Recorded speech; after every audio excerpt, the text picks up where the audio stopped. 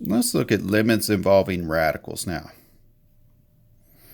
Let's suppose I have this stuff right here, okay? Limit as x approaches infinity of this radical over this. As x goes out to infinity, I basically have infinity squared times 7 minus 20, and that's some kind of infinity.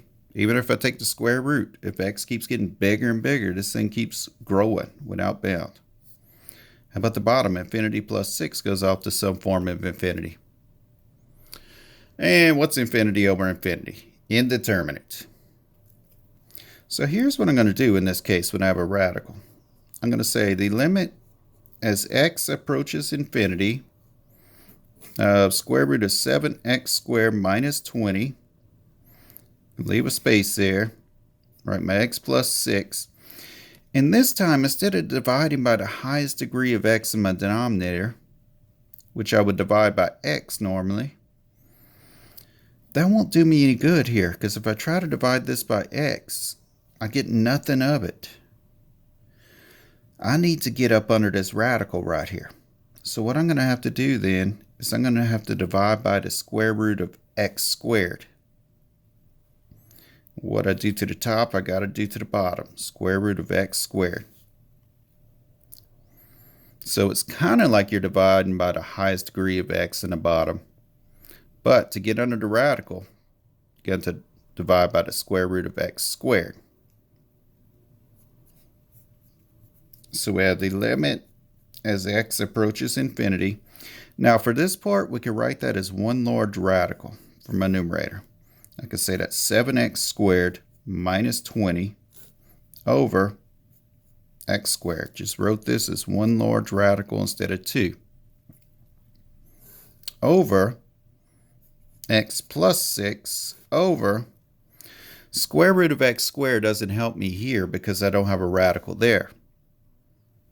But what did y'all tell me just a minute ago? The square root of x squared is the absolute value of x. So let me see if I could do something else with this. Well, up top, I could write this as 7x squared over x squared, 7x squared over x squared, minus 20 over x squared. In other words, break this up. But at the bottom of x plus 6, I could rewrite, let me just do it this way. Let me write it as x over the absolute value of x plus 6 over the absolute value of x.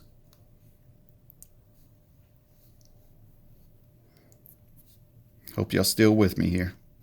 Limit as x approaches infinity, square root of, what does this give me? 7 minus 20 over x squared over x over,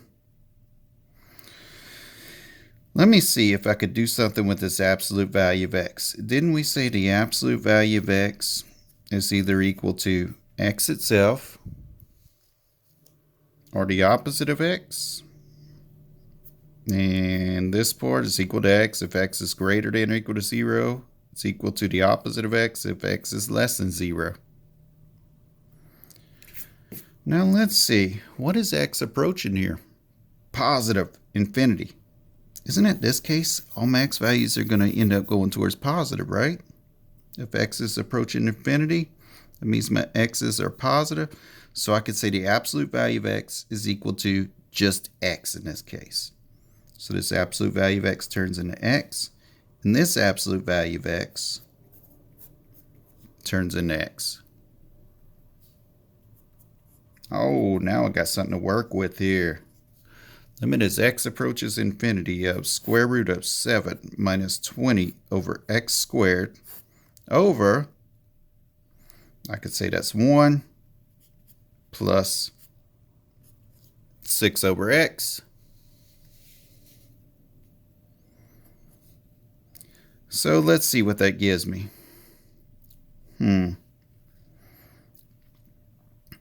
If I evaluate this, or if I look at x as it goes out to infinity, remember I can bring this limit under a radical. That's fine. What's the limit as x approaches infinity of a constant? That constant. Minus. What's the limit as x approaches infinity of this thing? Remember, top stays fixed, bottom gets bigger and bigger, goes towards 0. But the limit as x approaches infinity of 1. That's 1 plus 0. So that's square root of 7 is my limit there.